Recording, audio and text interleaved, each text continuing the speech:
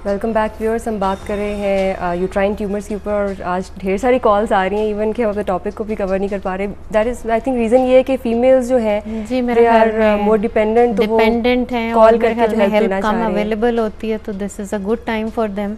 बिल्कुल डेफिनेटली। और इसमें I think there is no need to worry, क्योंकि हम इसी टॉपिक को शायद नेक्स्ट टाइम कवर कर लें बिकॉज इतने कॉलर्स आ रहे हैं, उनके क्वेश्चन का आंसर करना भी बहुत ज़रूरी है बिकॉज वही बात है कि उनके पास शायद इतनी फैसिलिटीज़ नहीं होती हैं या जाने आने की प्रॉब्लम होती है। तो डॉक्टर साहब पहले अब आंसर कर देते हैं जो साइमा ने अपनी बेटी के बारे में पूछा था क्वेश्चन। जी यहाँ पे अगर आप गौर करें, इनकी सारी जो प्रॉब्लम्स हैं आपकी बेटी की, वो लगता है जी वेट के साथ बहुत ज़्यादा उनका ताल्लुक़ है, क्योंकि आपने कहा कि पहले वज़न इतना नहीं था और फिर वज़न बढ़ना शुरू हो गया। अगर कहीं भी कोई मसला ना हो, सिर्फ वज़न ही बढ़ जाए, उसके साथ माहवारी जो है दिनों में भी लंबी हो जाती है, जैसे दिन अब 30 के बजाय 35 हो गए, 40 हो गए, कभी कभी ये 60 से 90 दिन का भी वक्फा बन जाता है और जो ब्लीडिंग की मकदार है ये भी कम होती चली जाती है।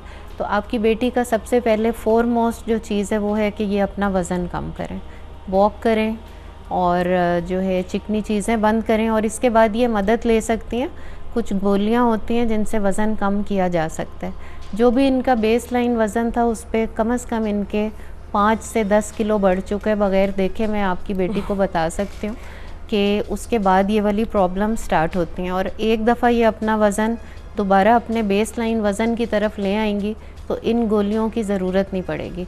लेकिन अगर ये वज़न कम नहीं करेंगी तो फिर ये मसाइल बढ़ते जाएंगे। वज़न कम करने से ये प्रॉब्लम रिवर्स हो जाती है? जी बिल्कुल रिवर्स हो सकती है। तो इसमें गुड न्यूज़ यही है कि अगर आधा इलाज आपके अपने हाथ में, अगर आप अपना वज़न कम कर लेंगी तो बहुत सारी चीज़ें और गोलियों से जान डाइटिंग के बजाय वही जो एक हमने पहले भी बात की थी प्रोग्राम में, मील्स को अपने डिवाइड करें और हेल्दी फूड लें बजाय इसके कि चिकनी और फ्राइड चीज़ें और जंक फूड को अवॉइड करें। फ्रूट्स ज़्यादा लें, ये आड़ू लें, खुबानी लें, आलू बुखारा लें, आम, ठंडी बोतलें, टीम, 7 अप एंड आइसक्रीम्स, ये गर्मी के मौसम में बिल्कुल ना खाएं आप। ठीक है। अच्छा डॉक्टर साहब, तहमीना का क्वेश्चन था, उसका आंसर कर देते हैं। तहमीना की उम्र सिर्फ 20 ईयर्स है। इसमें तहमीना बहुत सारे फैक्टर्स इन्वॉल्व होते हैं। सबसे पहले इसमें बात जेनेटिकली होती है, आपकी अपनी फैमिली कैसी है, उनकी बिल्ट कैसी है। अगर आपका वज़न ख़ुद भी बहुत पतला है तो उसकी मुनासबत से ही ग्रोथ होती है। तो इसमें कोई बहुत स्पेशल ट्रीटमेंट्स नहीं है, बल्कि आप के लिए बहुत ज़रूरी है कि जो बाज़ार में क्रीम्स अवेलेबल हैं या गोलियां अवेलेबल हैं, प्लीज़ वो मत खाइएगा डॉक्टर के मशवरे के बग़ैर।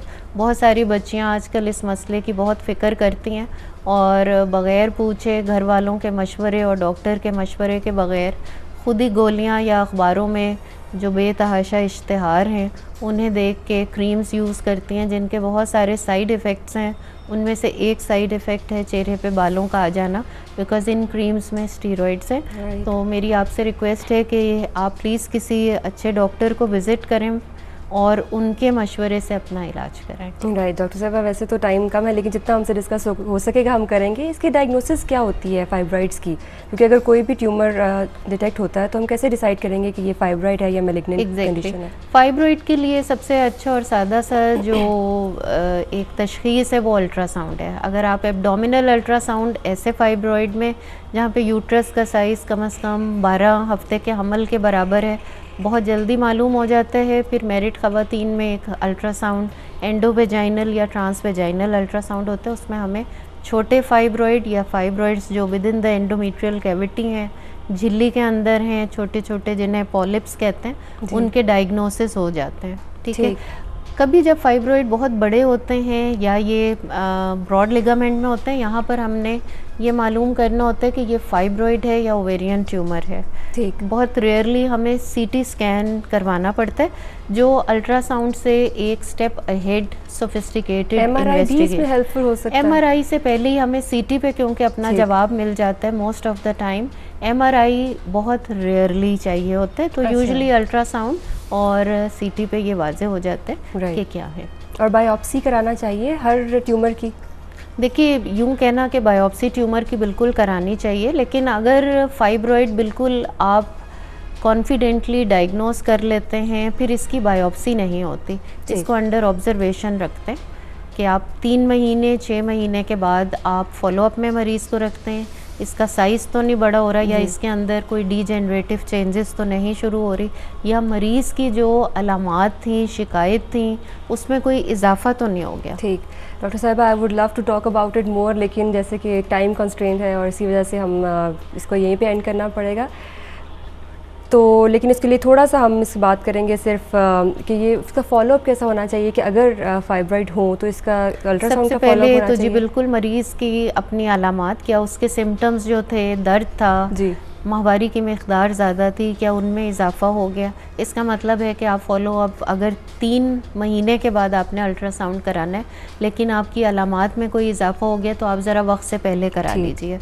ठीक है, तो उसको आप फॉलो अप पे डिसाइड होता है कि क्या इलाज अब गोलियों का करना है, कोई आपने यूट्राइन आर्टरी एम्बोलाइजेशन जो अभी बहुत ही इन्फेंसी में है लाहौर में, कराची में, बट अवेलेबल है, या सर्जरी की तरफ। ये जिना हॉस्पिटल में नहीं है, ये अभी बहुत नई स्टार्ट हुई है जी। ये शौकत खानम हॉस्पिटल में अवेलेबल है, ठीक, और इसको करने वाली एक्सपर्टीज़ अभी अवेलेबल नहीं है। ठीक, और इसकी ट्रीटमेंट में मज़ीद क्या चीज़ें जो है वो यूज़फुल होंगी? जी, फाइब्रॉइड की ट्रीटमेंट में हमें बहुत सारी चीज़ें देखनी होती है, जैसे मरीज़ की उम्र कितनी है, अभी फैमिली कंप्लीट हुई है कि नहीं, अलामात कैसी हैं, फिर उसके मुताबिक हम इलाज जो है वो सजेस्ट करते हैं। डॉक्टर साहिबा, ये हम इसके बारे में मज़ीद आई थिंक किसी भी नेक्स्ट प्रोग्राम में बात करेंगे। हमने कोशिश तो की है इस टॉपिक को कवर करने के लिए, लेकिन एज़ वही टाइम का प्रॉब्लम है, लेकिन इट वाज़ वेरी इन्फॉर्मेटिव। और जो मेरे ख्याल से जो कॉलर्स ने कॉल की है उनके लिए बड़े एक कंसर्न होते हैं कि अपने क्वेश्चन का आंसर उनको मिल जाए, तो वो हमने ट्राई किया है कि उनके आंसर्स किए जाएँ। और डॉक्टर साहिबा, आप हमें कोई अपने व्यूअर्स को कोई मैसेज देना चाहें इस प्रोग्राम के तवसत से? जी बिल्कुल, मैं मैसेज यही देना चाहूँगी कि ख़वातीन की सेहत जो है उस पे घर का दारो मदार होता है, क्योंकि ख़वातीन जो होती हैं वो फोकस होती हैं घर का, और हर चीज़ उन पे डिपेंडेंट होते हैं, बच्चे भी और घर के मर्द भी, तो उनकी सेहत का बहुत ख्याल रखें। ठीक है, thank you so much doctor साहिबा। और व्यूअर्स, हम नेक्स्ट वीक फिर एक नए टॉपिक के साथ आएंगे। वी वुड ट्राई कि हम इसी टॉपिक को कवर करें या फिर किसी नए टॉपिक के साथ आके आपसे बात करेंगे। तब तक आप अपना बहुत ख्याल रखिएगा, और आई होप आपको बहुत ज़्यादा इन्फॉर्मेशन मिल रही है इस प्रोग्राम से। तो इंशाल्लाह see you next week. Take care, अल्लाह हाफिज़।